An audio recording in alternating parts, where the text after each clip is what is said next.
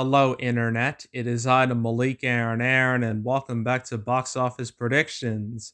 Today, we are going to be talking about the Protégé. So, as usual, we're going to be going over the pros and cons. So, let's get to it. Pros, our cast here. We got Maggie Q, Michael Keaton, and Samuel L. Jackson. Now, the latter two, Jackson and Keaton, they're legends. They've been around for a long time, been a part of plenty of successful movies. In fact, both of these actors are in the MCU. Michael Keaton was the Vulture in Spider-Man Homecoming, and Samuel L. Jackson's been Nick Fury for more than 10 years. Not to mention, Nick Fury was in Spider-Man Far From Home, so it's a fun fact for you. So yeah, I definitely think their presence is going to help this movie a bit. I don't know by how much, but it should help at least a bit. So yeah, I consider their star power to be a pro for this movie, relatively speaking. Yeah, a pro. So that's pro number one. Pro number two, this movie has no real direct competition at all until like what? I mean, there is Shang-Chi, which is also an action movie, but Shang-Chi leans more towards the younger crowd, while this leans more towards the older crowd. So I guess we won't have to worry about anything until what even comes out in September. I know there's Shang-Chi. I know there's Malignant. I know there's Cry Macho. I think there's another action movie. It's a Gerard Butler movie. I forgot what it was. Cop Shop? It's a weird name. Yeah, that. Yeah, that might be direct competition, but that doesn't come out till like mid-September, I think. So this movie's pretty much safe from direct competition for a while. So I consider that a pro. Another pro, reviews aren't terrible. Last I checked, it like in the 60s, which isn't bad, but it's not great either. So it's not gonna kill its numbers, but it's not gonna help its numbers too. But as long as as it doesn't kill its numbers, I guess we can consider that a relative pro. So yeah, reviews aren't terrible, so pro.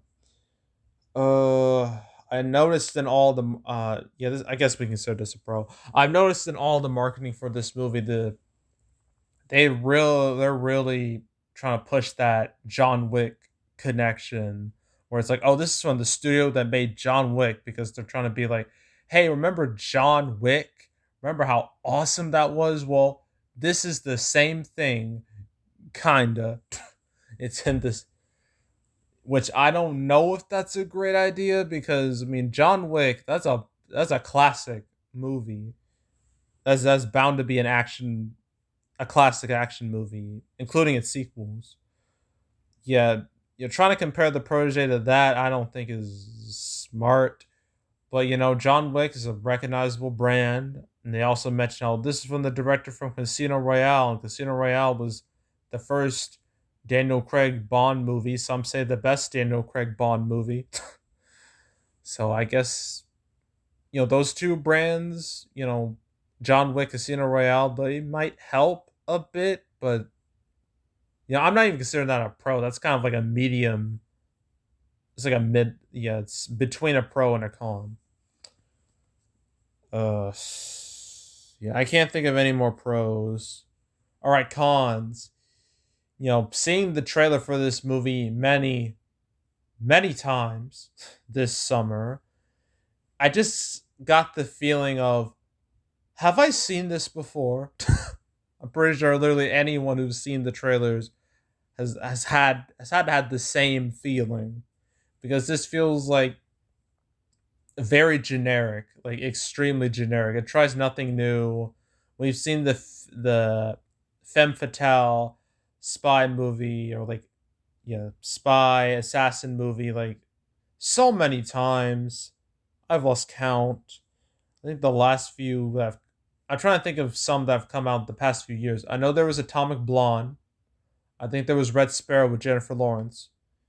There was, I I can't even remember. But those are the two that at least, there's Salt. There's Salt in like 2010 with Angelina Jolie. But yeah, those are the ones I can think of off the top of my head, like the whole femme fatale movie, or at least something like that. So yeah, this movie has a real deja vu feel, and that could kill it. It could kill its box office because it might just look way too similar to other movies, or even other action movies, like say John Wick, because this because all the trailers and advertising really pushed a hey, this is from the studio that made John Wick, and it will remind people of John Wick, and people will be like, man, I wish I was watching John Wick right now. So that's never a good thing. So I consider that a con. The whole deja vu feel of the movie. Another con, hype isn't there. I'm not seeing anyone particularly excited about this movie. I know it's late August. Late August is a dead zone for movies, but still, the hype is just non-existent. So yeah, I mean the ads. I mean, I haven't seen too many ads. I mean, I've seen way more ads for like Reminiscence, but yeah, like and not to mention the trailers are just kind of like whatever.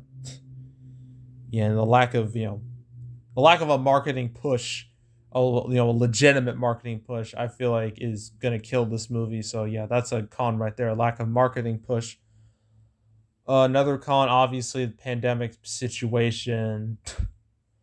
I mean, it won't really hurt this movie. I mean, even if it came out pre-pandemic, I don't think it would have done that great. So this movie was kind of screwed no matter what.